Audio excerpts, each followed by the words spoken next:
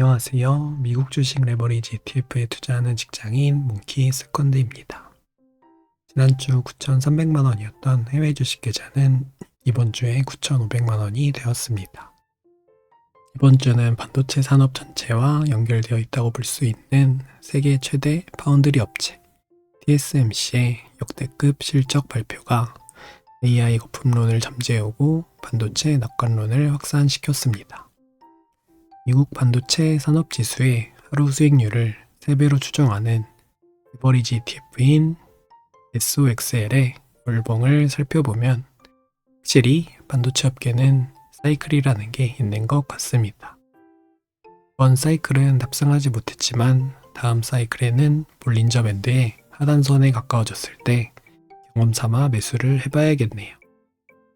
그리고 또 이번 주 목요일에는 제 퇴직연금 DC형 계좌로 80만 원이 입금되었는데요. 당일에 바로 코덱스 미국 나스닥 100을 51주 매수했습니다. 퇴직연금 계좌는 입금될 때마다 그냥 적립식으로 바로바로 매수하면서 신경 쓰지 않고 장투하려고 합니다. 그리고 또 이번 주 금요일에는 연말정산을 진행해서 예상 금액을 확인해 봤는데요. 86만 원 징수 예정이라서 다음 달 아니면 다다음 달 급여가 많이 줄어들 것 같네요. 그래서 오늘은 연말정산에 대해 이야기해 보려고 합니다. 먼저 연봉 5천만 원의 직장인을 기준으로 연말정산의 정석 전략에 대해 알아볼게요. 소득공제의 경우 총 급여의 25%, 즉 1250만 원을 초과하는 소비를 해야 공제가 시작됩니다. 1250만 원까지는 아무리 카드를 써도 공제가 0원이기 때문에 0원에서 1250만 원 구간은 포인트 혜택이 많은 신용카드를 사용하는 게 좋습니다. 1200만 원을 초과하는 소비액부터는 신용카드는 소비액의 15%가 공제되고 체크카드와 현금은 30%가 공제됩니다. 공제 한도가 최대 300만 원이므로 1250만 원 소비 후 추가로 1000만 원을 모두 체크카드로 사용하면 최대 한도인 300만 원 공제를 받을 수 있습니다. 즉 2250만 원을 소비하면 최대 소득 공제를 받습니다.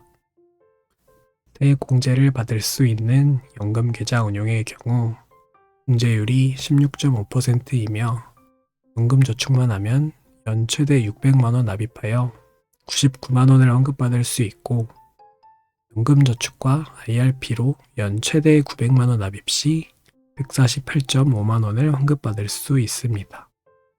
단 연금계좌는 중도해지 시 그동안 받은 혜택을 반납해야 하므로 반드시 노후 자금으로 묶어둘 수 있는 여유 자금으로만 납입하셔야 합니다. 12월 31일 입금분까지 인정이라고 하니 이미 마감되었지만 2026년에 챙기실 분은 확인해 두시면 좋을 것 같네요.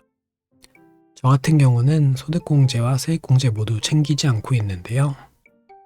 왜 챙기지 않는 것이 유리한지 이번에는 저소비와 고수익 투자자를 위한 연말정산 전략에 대해 알아보겠습니다.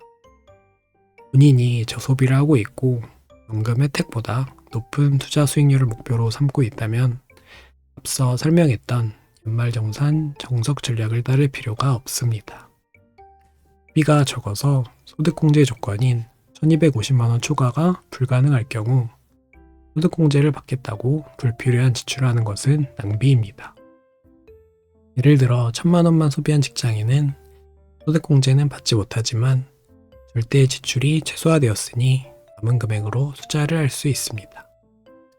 소득공제를 받겠다고 1500만 원을 소비하게 되면 1250만 원 초과분인 250만 원에 30%인 75만 원을 소득공제 받게 되어 결과적으로 1425만 원을 지출하게 되는데 그러면 앞에 1000만 원을 소비한 경우보다 425만 원이나 더 불필요한 지출이 생기게 됩니다.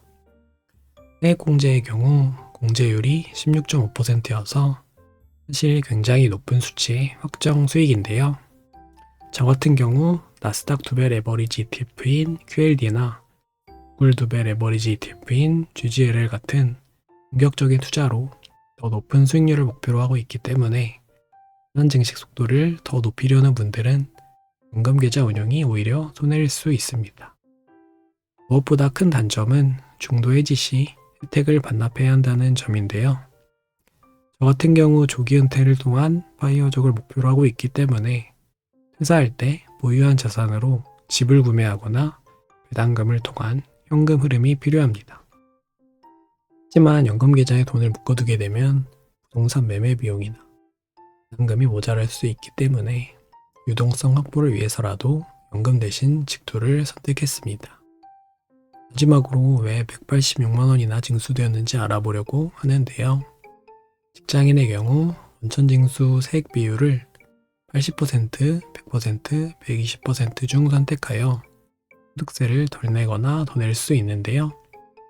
80%를 선택하면 매달 덜 내는 대신 연말정산 때 징수하고 120%를 선택하면 매달 더 내는 대신 연말정산 때 환급해 준다고 보시면 됩니다.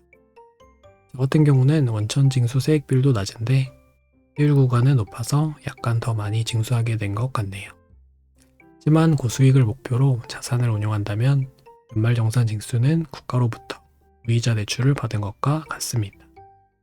매달 세금을 최대한 적게 내고 그 돈으로 환급금보다 높은 수익을 낸다면 연말정산 징수 상태가 더 이득입니다. 하지만 낮은 수익률을 목표로 하거나 환급금보다 낮은 수익을 낸다면 높은 세액 비율을 선택하여 환급을 받는 게 이득일 수 있습니다. 오늘은 연말정산 전략에 대해 알아보았는데요. 같은 연봉이라도 평소 소비액이나 인생 목표에 따라 맞춤 전략이 다를 수 있으므로 본인의 상황에 맞는 연말정산 전략을 실행하시면 좋을 것 같습니다. 영상 봐주셔서 감사합니다.